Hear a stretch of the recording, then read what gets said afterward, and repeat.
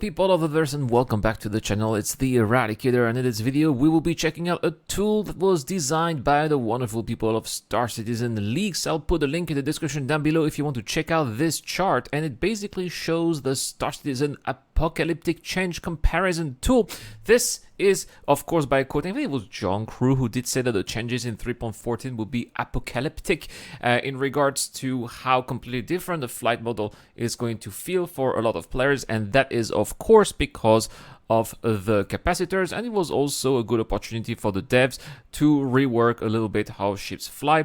And of course the people in the EvoCAD test group have tried this extensively and have made this this very interesting graph that shows the difference between all the different ships around the verse. You can see in blue that was in 3.13, in red it is in 3.14. Here we're looking at the difference when it comes to maneuverability of the ships. Let's have a look at something a little bit smaller, like a Hawk. It does look like the Hawk. Most of the ships seem to be losing maneuverability, so that's quite interesting. You can see that their red chart is always inside the blue chart, so probably maybe those ships are going to be less easy to fly, I suppose. That's same for the Hurricane. Let's have a look at another ship, maybe like the P7, the P52.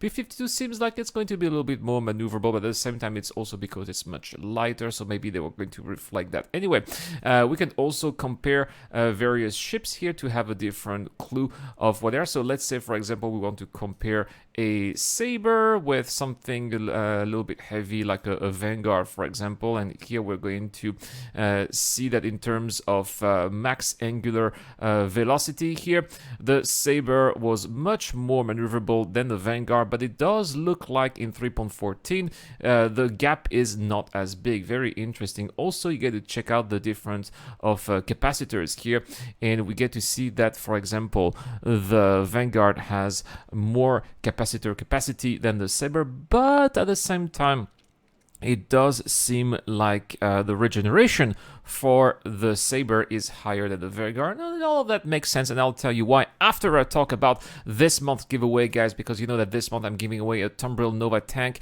It's one of the last opportunities. All you have to do is to subscribe to this channel and also my new channel, The Eradicators, which is where I talk about everything that is non-Star Citizen related, as you can see. Also, if you support me on Patreon and via the join button member as well, you can get access to my Discord channel where I have monthly giveaways, and this month it is an RSI Scorpius with LTI. We only have 70 entries this month, so that's really not a lot. A good chance to get this beautiful ship with LTI. Let's go back now to this beautiful graph, which we're going to talk about capacitors. Definitely there's also a change when it comes to weapons as well, and here I wanted to check, for example, here the laser repeater. This is the CF337, which is one of my favorite guns in Star Citizen, right? I usually install those as fixed guns on the Cutlass. Usually the Cutlass is equipped with a size 2, but these are gimbal. I put some fixed ones, size 3 on the Cutlass.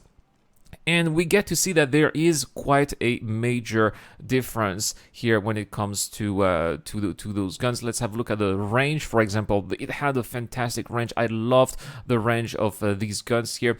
They used to be 2.1 kilometers, and now it's only going to be 1.4 kilometers. Again, an effort by CIG to have combat done at a much closer range.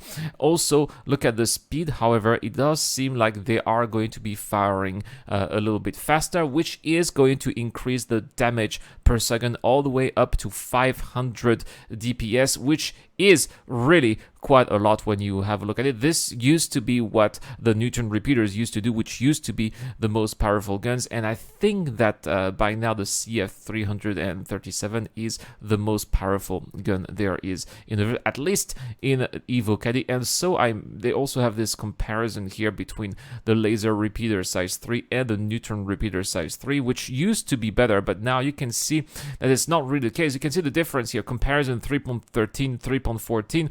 The laser repeaters sure had a much larger range, but at the same time, now you can see that the range is pretty much the same. But when you look at the damage that they were doing, well, in 3.14, the damage of the neutron repeater were not as big as those done by, for example, there you go, you can see here the difference. They used to be in 3.14, 3.13, 430 DPS or against 532, and now both of them are going to have 500. That is interesting because, well, it's going to change the meta, right? Because in the past, when I was using those guns here, if I wanted to have a powerful build, I was always going to go for the neutron repeaters. Now I'm going to go for the laser repeaters, right? And you get to if you want to compare lots of different guns, you get all of them. They're all here.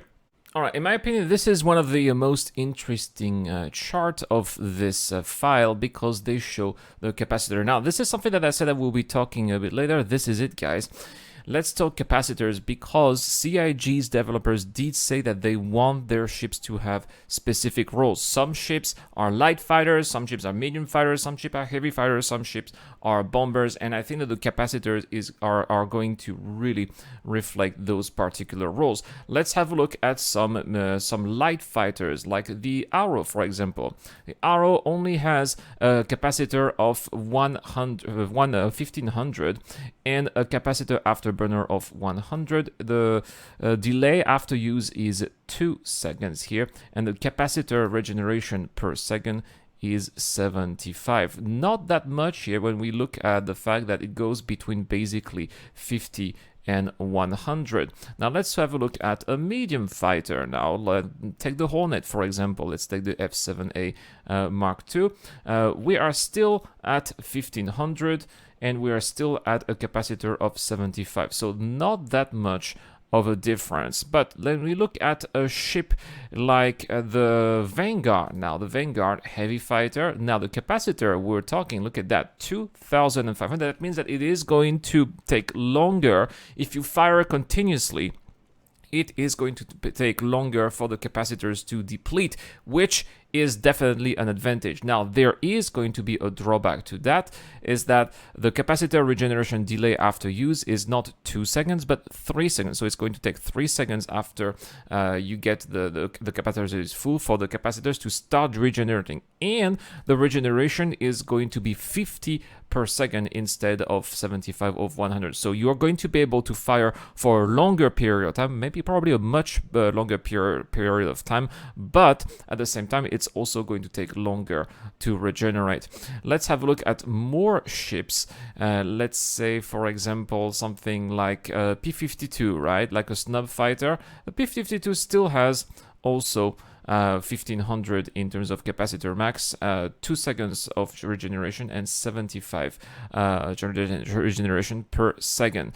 But then there are also other ships that are a little bit bigger. I was looking at the Constellation, very interesting here. There's a big difference between the Constellation and the Freelancer, for example. When you look at the Freelancer series, the capacitor here, 2500 versus the Constellation is only 1000. That is not a lot, but the regeneration of the Freelancer here is 50 per second versus the Constellation here is 100 per second, which means that when you have a Constellation, you will not be able to fire continuously for that much of a long time, but the capacitors will regenerate much quicker, meaning that it is also going to be quite a balance here as well. Very interesting to see how they balance the different ships depending on what their size are, depending on what their roles are as well. Now there's one thing that really cracked me up. They also tried the Prospector here. Don't fight with the Prospector because the capacitor of the Prospector is only 200 with a capacitor regeneration of 50 and 3 seconds of regeneration delay after use. So it's like the worst ship ever if you want to be fighting. But at the same time, it does make sense because it is a mining ship. It's not a combat ship. But maybe they want to prevent situations in which a Prospector is actually able to destroy a ship, which is something that we've occasionally be seen in the verse from time to time. Anyway, guys, I'll let you guys have a look at this very interesting chart. Again, the link is in the description down below. Shout out to the guys at Star Citizen Leaks for creating this chart for us to have a look at. And I'll see you guys tomorrow for more content on the channel. This is the Eradicator. I'll see you guys later. This video is brought to you by the people who support this channel on Patreon and via the join button as well. Supporters of the channel get access to lots of cool perks such as access to my private Discord, your question answered in the show, you get to know when I'm going to play, and also you get to have a chance to influence the editorial line of the channel. Any help is appreciated, starts at just $1 a month. Thank you very much for watching. This is the Eradicator, and I'll see you guys later.